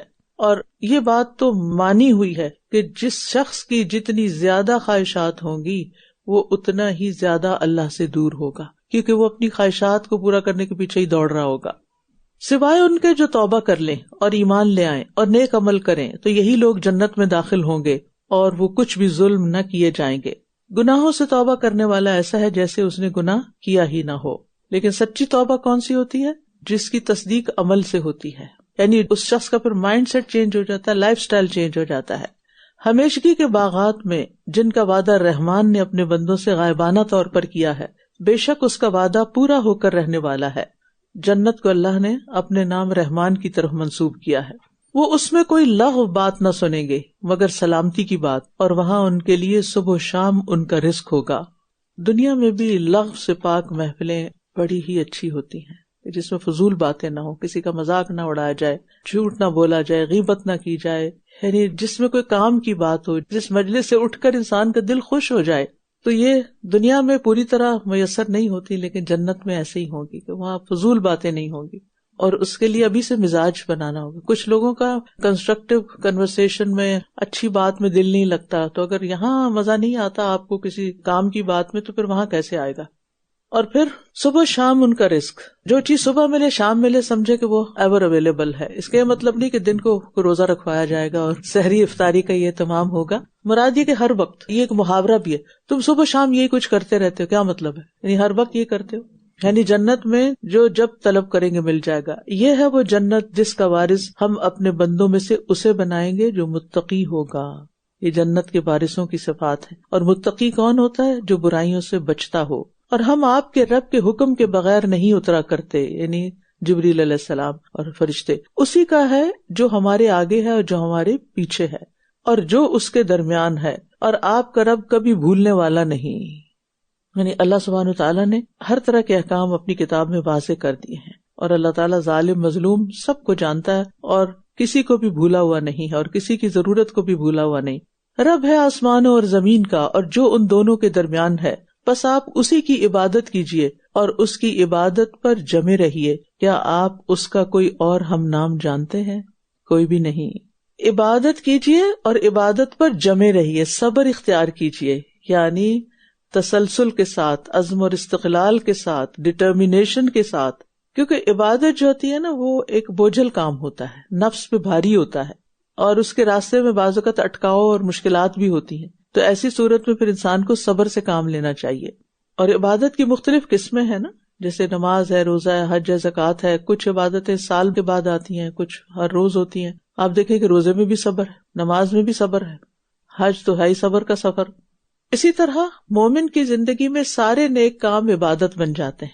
تو کوئی بھی نیکی آپ کرنے لگتے ہیں تو آپ کو رکاوٹ آتی ہے، کہ نفس کی طرف سے بھی آتی ہے، لوگوں کی طرف سے آتی ہے، شیطان کی طرف سے آتی ہے، اور آپ پھر ہمت ہارنے لگتے ہیں. تو یہاں یہی کہا گیا ہے کہ عبادت کیجیے اور اس پر جمے بھی رہیے. یہ نہیں کبھی کر لیا اور کبھی چھوڑ دیا، کبھی کچھ کر لیا کبھی کچھ کر لیا.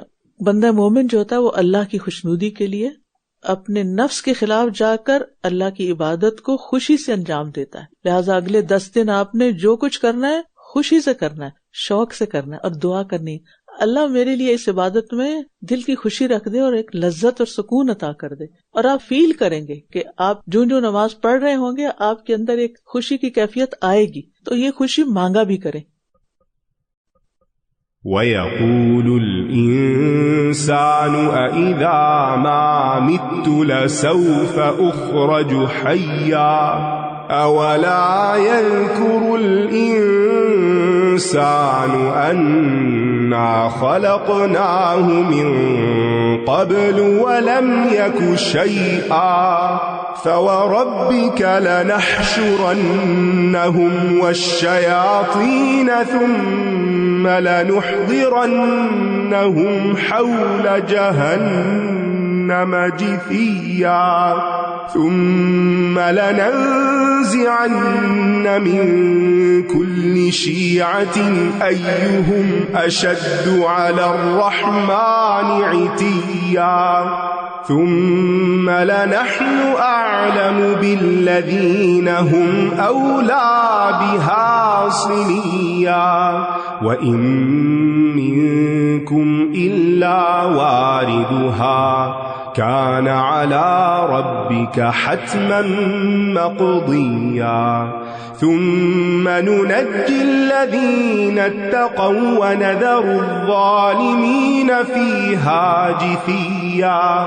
وإذا تتلى عليهم آياتنا بينات قال الذين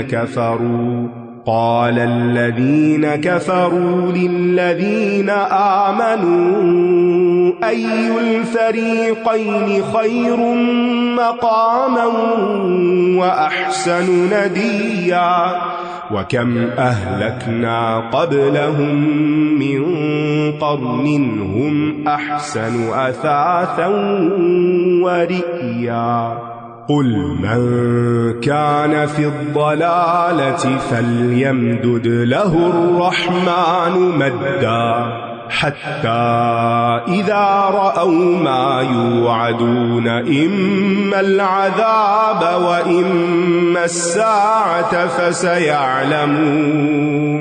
فسيعلمون من هو شر مكانا وأضعف جندا ويزيد الله الذين اهتدوا هدى والباقيات الصالحات خير عند ربك ثوابا وخير مردا أفرأيت الذي كفر بآياتنا وقال لأوتين مالا وولدا أطلع الغيب أم اتخذ عند الرحمن عهدا كلا سنكتب ما يقول ونمد له من العذاب مدا ونرثه ما يقول ويأتينا فردا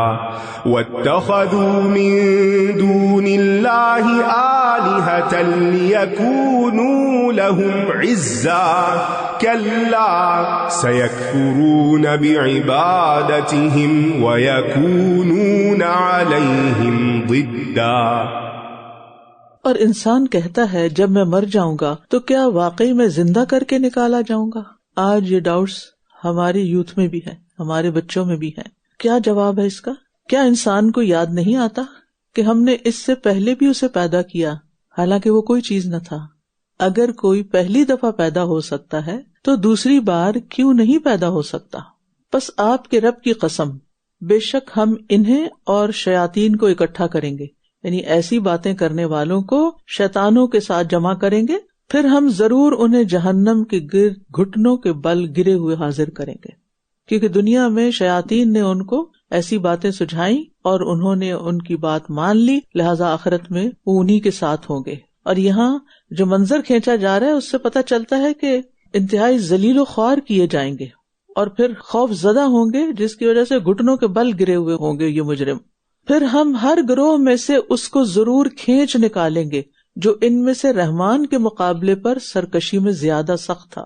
یعنی ہر قوم کے اندر، خاندان کے اندر یا گروہ کے اندر کوئی نہ کوئی ایسا شخص ہوتا ہے کہ جو بگاڑ میں بہت آگے نکل جاتا ہے. تو باقی اگر نیک بھی ہوں گے یا وہ بچ بھی جائیں گے تو ایسے مجرموں کو ہم الگ نکالیں گے، اور خاص طور پر ایسے لوگ جو لیڈرشپ کے رول پر ہوتے ہیں اور سرکشی دکھاتے ہیں، اور پھر ہم ان کو اکٹھا کر کے جہنم میں پھینک دیں گے. پھر ہم ان کو خوب جانتے ہیں جو اس جہنم میں جھونکے جانے کے زیادہ مستحق ہیں، اور تم میں سے ہر ایک اس پر وارد ہونے والا ہے. یہ آپ کے رب کے ذمہ ایک حتمی فیصلہ ہے، یعنی ہر شخص کو ضرور ایک دفعہ جہنم کے کنارے پر لا کھڑا کیا جائے گا، یعنی انسان اس کو دیکھے گا. اور خصوصاً جب جنت کی طرف بھی جنت والے جا رہے ہوں گے تو جہنم کے اوپر سے گزر کے جائیں گے پل صراط پر، اور جب انبیاء بھی وہاں سے گزریں گے تو سلامتی کی دعا کر رہے ہوں گے، رب سلم سلم. کوئی کسی کو نہیں پوچھے گا، کوئی کسی کے کام نہیں آئے گا اور کوئی بات نہیں کر سکے گا. اور پل صراط پر کانٹوں کی شکل میں آنکڑے ہوں گے جو لوگوں کے اعمال کے مطابق ان کو کھینچ لیں گے اور جہنم میں لے جائیں گے.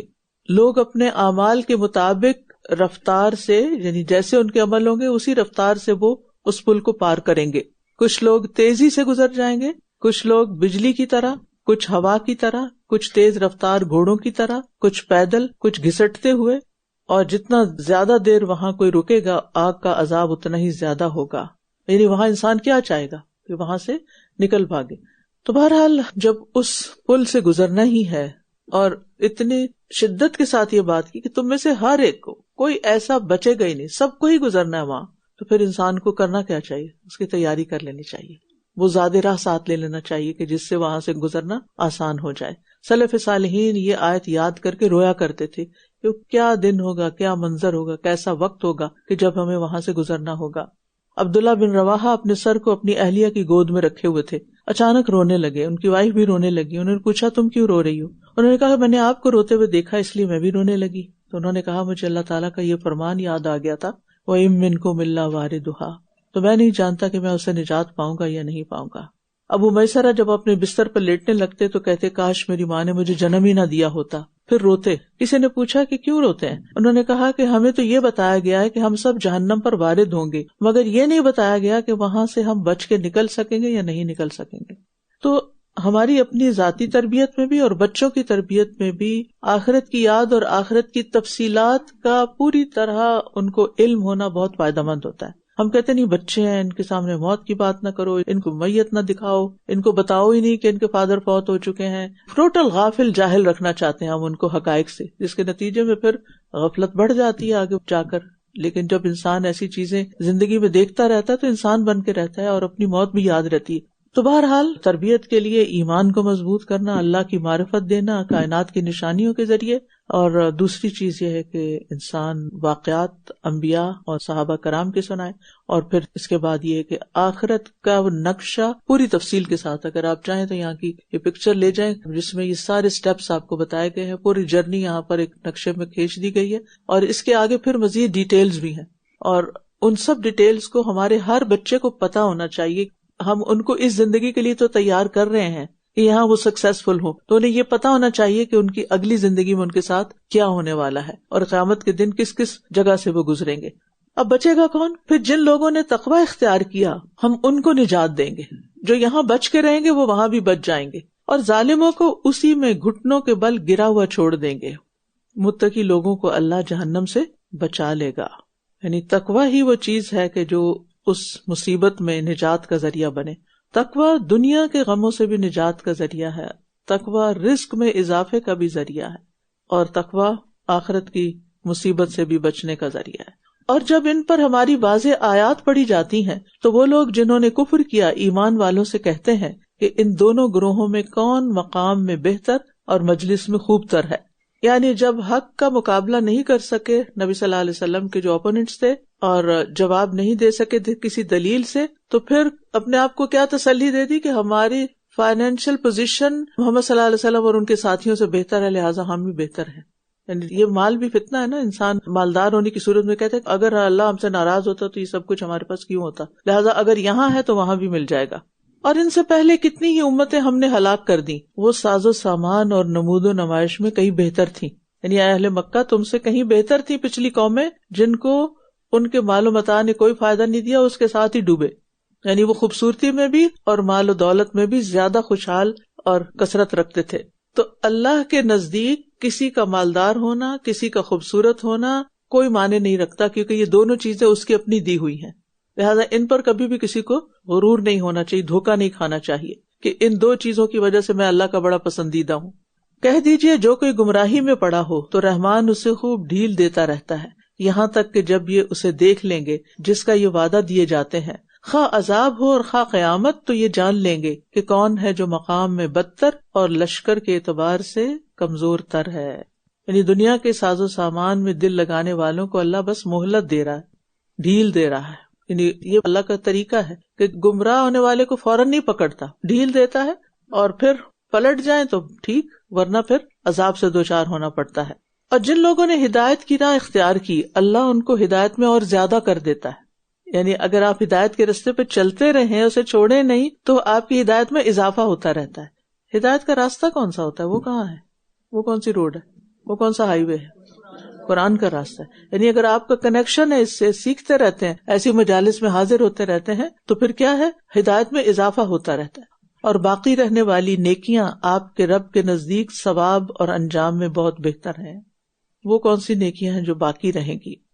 یعنی جتنے بھی نیک اعمال ہیں جو اللہ کی خاطر کیے جائیں. یعنی مطلب یہ ہے یہاں باقی رہنے کی کیوں بات کی گئی کہ دنیا کی رونقیں، دنیا کا مال، عزت، اسٹیٹس، سب کچھ ختم ہو جائے گا، لیکن جو چیز باقی رہے گی اور ساتھ جائے گی وہ تمہارے نیک اعمال ہیں. لہٰذا انسان کو عقل مندی کا ثبوت دیتے ہوئے اپنے وقت، اپرچونٹیز، مواقع اور حال کو بہترین طریقے سے استعمال کرنا چاہیے. اپنے موجودہ وقت سے جو اس وقت ہمیں ملا ہے، جو بھی اللہ نے نعمتیں دی ہیں، ان سے پورا فائدہ اٹھایا جائے اپنی آخرت بنانے کے لیے. کیا پھر آپ نے اسے دیکھا جس نے ہماری آیات کا انکار کیا اور کہا میں ضرور ہی آخرت میں مال اور اولاد دیا جاؤں گا؟ کیا وہ غیب پر مطلع ہو گیا ہے یا اس نے رحمان کے ہاں سے کوئی عہد لے رکھا ہے؟ ہرگز نہیں. جو یہ کہہ رہا ہے ہم اسے ضرور لکھ لیں گے اور ہم اس کے لیے عذاب بڑھاتے جائیں گے، اور جو یہ کہہ رہا ہے ہم ہی اس کے وارث ہوں گے، اور یہ ہمارے پاس اکیلا ہی آئے گا. جب اللہ سبحانہ وتعالیٰ کلا بول دے نا، کلا، ہرگز نہیں، تو ساری دنیا بھی مل کر اس کو نہیں بدل سکتی. اللہ کی بات نہیں بدلی جاتی. یعنی اس کی باتیں بالکل بیکار ہے، ایسا ہونے والا نہیں، ہوگا وہ جو اللہ چاہے گا. آج بھی ایسی باتیں کرنے والے لوگ موجود ہیں کہ جو اپنے مال و دولت کا بڑا زوم رکھتے ہیں، لیکن جب اللہ کے حضور حاضر ہوں گے تو سارے دعوے بھول جائیں گے، فنا ہو جائیں گے. اور اس میں نبی صلی اللہ علیہ وسلم کے لیے بشارت بھی ہے کہ آپ فکر نہیں کریں، یہ دشمن جو بنے ہوئے آج آپ کے، انہی کے گھر سے اہل ایمان بھی نکلیں گے. اور انہوں نے اللہ کے سوا، کیونکہ تعویل خاص بھی ہے اس کی، جس شخص نے کہا تھا اس کے بیٹے عمرو بن العاص تھے، اور پھر ان کے بیٹے عبداللہ ابن عمرو بن العاص تھے، تو دنیا میں ہی ان کی جڑ کٹ گئی، جو وہ دعوے کرتے تھے وہ ختم ہو گئے، اور ان کی اولادیں بھی ان کا ساتھ چھوڑ گئی اور آگے بھی ساتھ چھوڑ دیں گی. اور انہوں نے اللہ کے سوا کچھ اور معبود بنا رکھے ہیں تاکہ وہ ان کے لیے عزت کا سبب ہوں. معبودوں سے ہمیں ہمیشہ بت نظر آنے لگتے ہیں نا، لیکن بات یہ ہے کہ ہر وہ چیز جسے اللہ کے سوا پوجا جائے، وہ کسی بھی شکل میں ہو، جو اللہ سبحانہ تعالیٰ سے بھی زیادہ ہماری زندگی میں اہم ہو جائے، اور اس لیے انسان اس کو پرسو کر رہا ہو کہ وہ عزت کا سبب ہو، ایسا نہیں ہونے والا، ہرگز نہیں. وہ جلد ہی ان کی عبادت کا انکار کر دیں گے اور وہ ان کے مخالف ہو جائیں گے. یعنی جو باطل معبود ہیں کسی بھی قسم کے نوعیت کے، وہ عزت کا سبب بننے کی بجائے پکڑ کا سبب بنیں گے. أَلَمْ تَرَ أَنَّا أَرْسَلْنَا الشَّيَاطِينَ عَلَى الْكَافِرِينَ تَؤُزُّهُمْ أَزًّا فَلَا تَعْجَلْ عَلَيْهِمْ إِنَّمَا نَعُدُّ لَهُمْ عَدًّا يَوْمَ نَحْشُرُ الْمُتَّقِينَ إِلَى الرَّحْمَنِ وَفْدًا وَنَسُوقُ الْمُجْرِمِينَ إِلَى جَهَنَّمَ وِرْدًا لَا يَمْلِكُونَ الشَّفَاعَةَ إِلَّا مَنِ اتَّخَذَ عِندَ الرَّحْمَنِ عَهْدًا وَقَالُوا اتَّخَذَ الرَّحْمَنُ وَلَدًا لقد جئتم شيئا إدا تكاد السماوات يتفطرن منه وتنشق الأرض وتخر الجبال هدا أن دعوا للرحمن ولدا وما ينبغي للرحمن أن يتخذ ولدا إن كل من في السماوات والأرض إلا آتي الرحمن عبدا لقد أحصاهم وعدهم عدا وكلهم آتيه يوم القيامة فردا إن الذين آمنوا وعملوا الصالحات سيجعل لهم الرحمن ودا فإنما يسرناه بلسانك لتبشر به المتقين وتنذر به قوما لدا وكم أهلكنا قبلهم من قرن هل تحس منهم من أحد